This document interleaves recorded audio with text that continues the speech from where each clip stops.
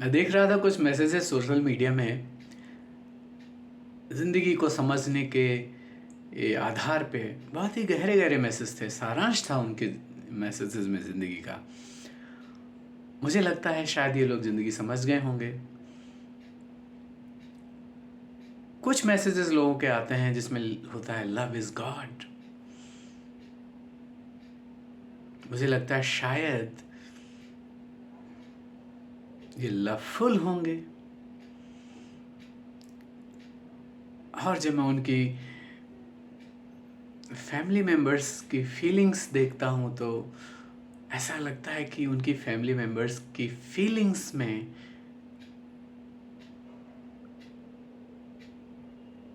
अधूरापन है।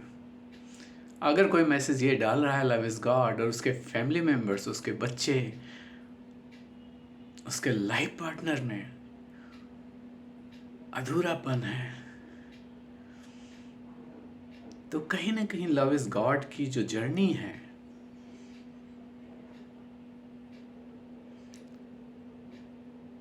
वो अधूरी चल रही है। शायद वो अधूरापन इसलिए होगा कि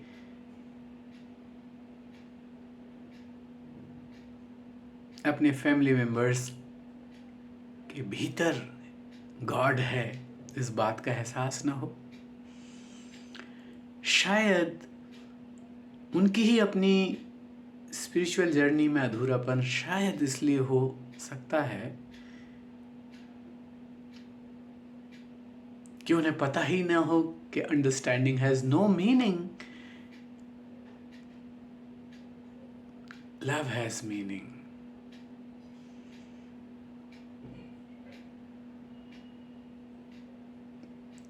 ऐसा मेहर बाबा ने कहा है।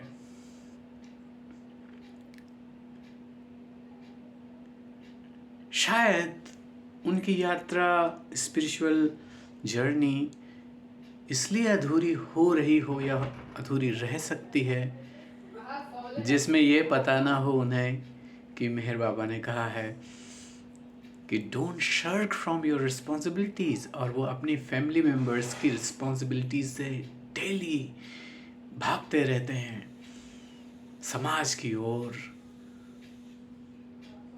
स्पिरिचुअल इवेंट्स की ओर, क्योंकि शायद वो एसेंस मेहर बाबा को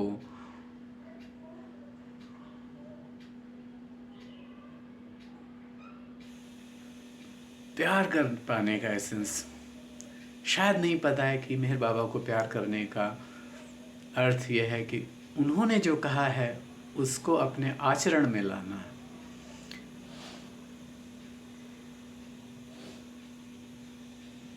तो मेरा एक ही एहसास है कि अगर हम मेहर बाबा को रियली पाना चाहते हैं, उनका अपने जीवन में प्रगटीकरण देखना चाहते हैं, अपने आचरण में उनकी आज्ञाकारिताओं का प्रगटीकरण देखना चाहते हैं,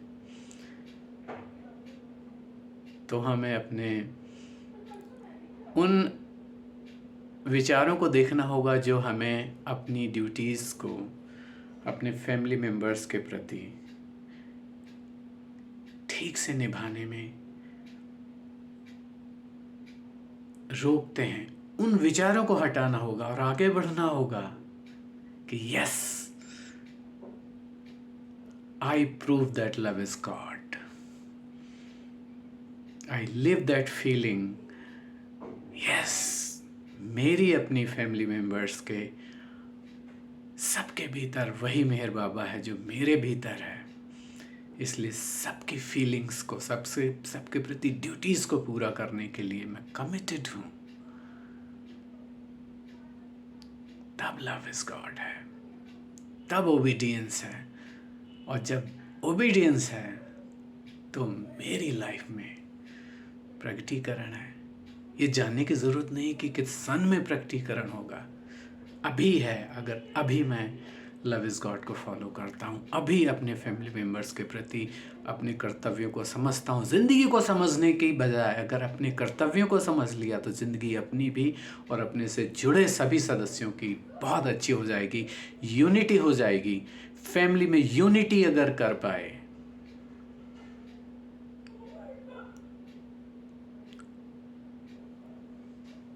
यूनिटी, गॉड ब्लेसेस यूनिटी, तो शायद सही मायने में शायद हम स्पिरिचुअल हैं, कन्फ्यूजन से ऊपर उठ करके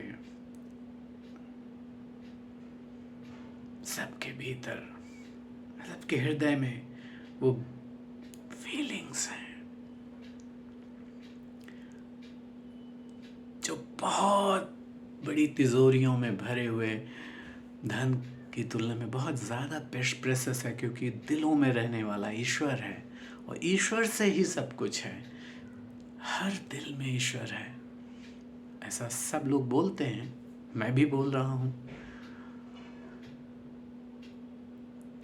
तो जो करें, मुझे ऐसा लगता है सच्चाई से करें, क्योंकि हिपोक्रेसी, पाखंड, मेहर बाबा को तो नहीं पसंद है, ये उन्होंने बोला था, बताया था। अपनी सुविधाओं के चक्कर में अपने फैमिली मेंबर्स को संघर्ष में भेज देना,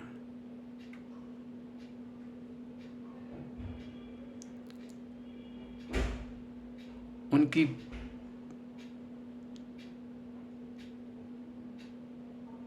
फीलिंग्स को ना समझ पाना, आंख मूंद लेना और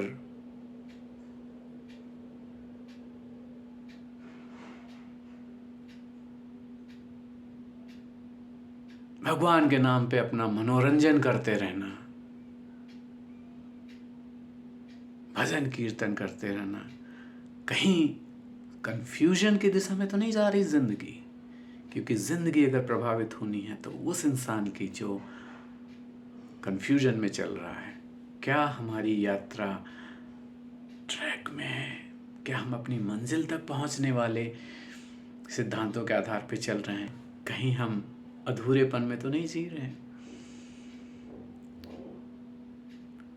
एक बाबा प्रेमी होने के नाते बहुत सारे बाबा प्रेमियों को जय बाबा कहते हुए बाबा की तरफ से जो कहलवाया गया, शायद